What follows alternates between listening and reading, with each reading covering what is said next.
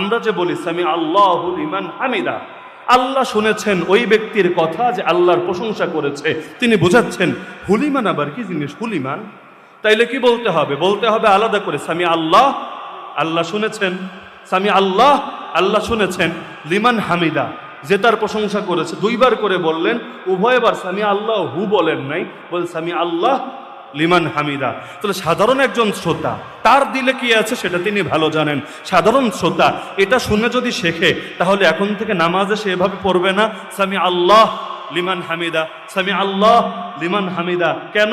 কারণ না হলে সে ভাববে হুলিমান হয়ে যাবে। হুলিমান, হুলিমান আবার কি? এটা কি হনুমানের ভাই না হনুমানের চাচা? কি জানে। তো ঝামেলা যাওয়ার দরকার নেই, হুলিমান বাদ, এখন থেকে বলবো সামি আল্লাহ লিমান হামিদা।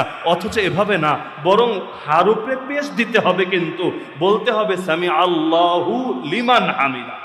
পার্থক্য বুঝতে পারছেন? তিনটা